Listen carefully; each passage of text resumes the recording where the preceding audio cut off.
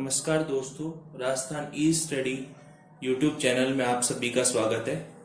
आज हम संविधान जो टॉपिक है उसके अंतर्गत एक जो विशेष टॉपिक है जिससे संविधान शुरू होता है, उसे चाहे आप शुरुआत कह लें, तो उसके प्रवेश के लिए सबसे पहले जो टॉपिक हमारे सामने आता है वो है उद्देशिका प्रस्तावना, प्रीएम्बल भी इसको बोलते हैं।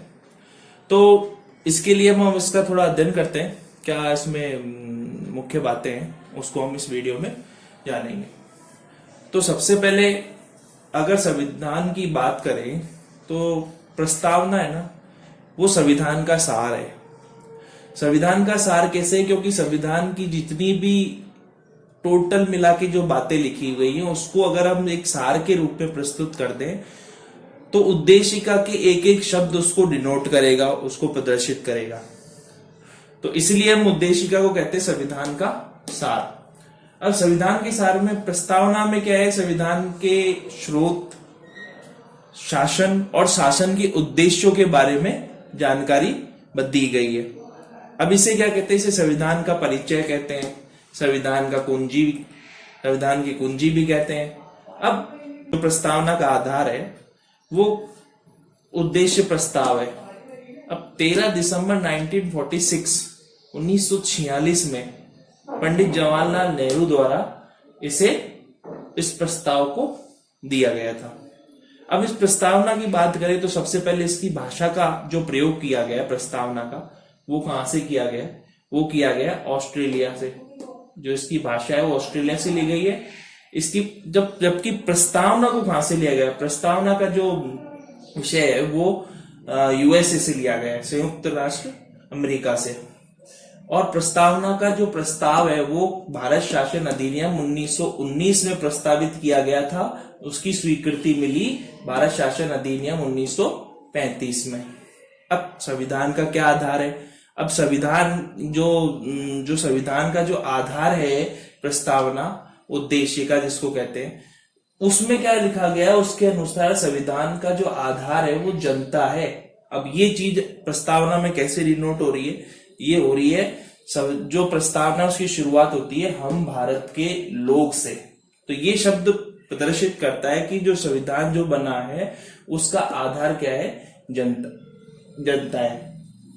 अब इसका एक और नीचे शब्द आता है अंतिम में, अंगीकृत, अधिनियमित एवं आत्मार्पित करते हैं। तो भारत के लोग हैं, उन पर ही इसकी सारी शक्ति, मतलब ये कह सकते हो आपकी जो संविधान का जो आधार है वो जनता है।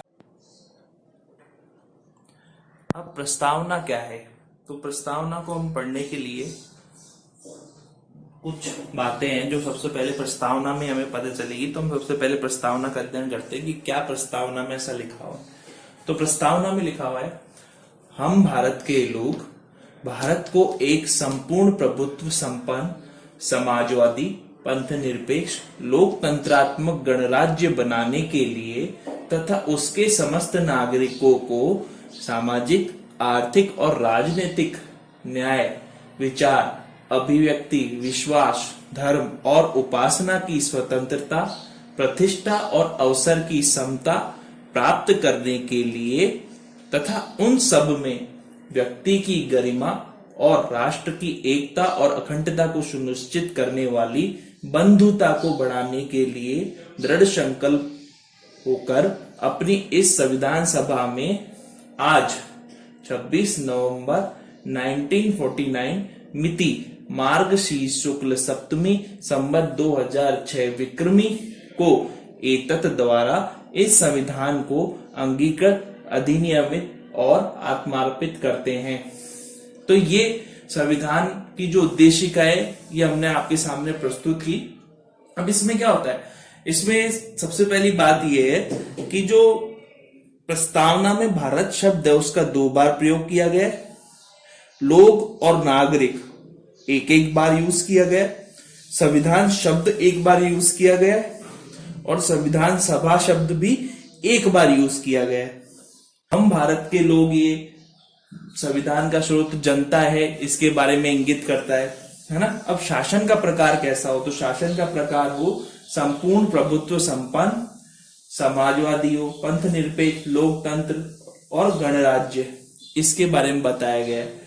अब शासन के उद्देश्य क्या है, तो शासन के उद्देश्यों के बारे में भी इसमें लिखा हुआ है कि इसमें क्या है, न्याय, स्वतंत्रता, समता, एकता, अखंडता और बंधुत्व, इसके बारे में इस पूरी प्रस्तावना में बताया गया है।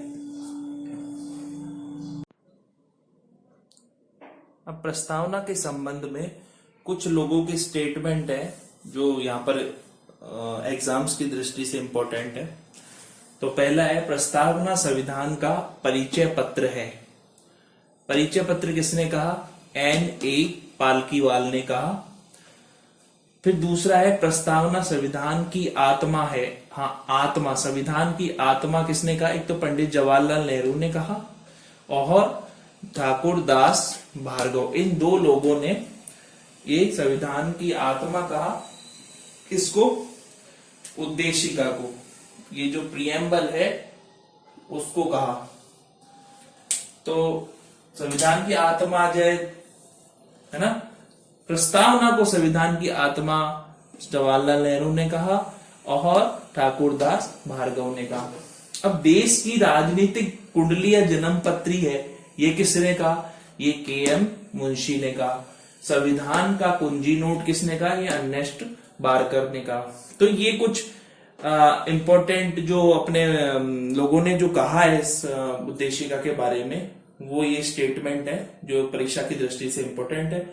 अब प्रस्तावना से जुड़े कुछ वाद विवाद है जो कोर्ट में गए थे, जो उसमें सबसे पहला आता है बेरूबारी संघ मामला। ये 1960 में हुआ, जिसमें ये क्वेश्चन हुआ कि प्रस्तावना संविधान का अंग है या नहीं।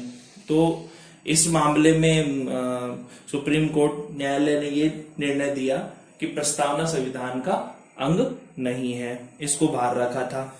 जब दूसरा आया केशवानंद भारती मामला आया 1973 में, तो न्यायालय ने क्या किया, इसमें भी वही क्वेश्चन रहा कि प्रस्तावना संविधान का अंग है या नहीं। तो क्या किया, न्यायालय ने अपने जो पुराना जो दिया हुआ था डिसीजन, उसको पलट दिया और फिर क्या कहा कि प्रस्तावना संविधान का अंग है। अब प्रस्तावना संविधान का अंग है तो बशर्ते जो भी संविधान के अंतर में है, जो है अंगों, उसमें संशोधन करने की शक्ति संसद के पास है। तो इसमें 42वां संविधान संशोधन हुआ और उसके अनुसार इसमें कुछ शब्द जुड़े, जो है समाजवाद, पंथ निरपेक्ष, अखंडता आदि शब्दों को प्रस्तावना में जोड़ा गया। तो ये 1976 में हुआ, है ना। तो ये 73 में ये मामला आया और ये इसमें ये डिसीजन दे दिया गया कि प्रस्तावना संविधान का। फिर इसके बाद और भी कई मामले आते गए, उनमें भी इसको क्या हुआ, पर इसके बाद जो मामले आए ना केशवानंद भारती के बाद, उसमें सभी में ही इसको एक आंतरिक अंग मान लिया गया।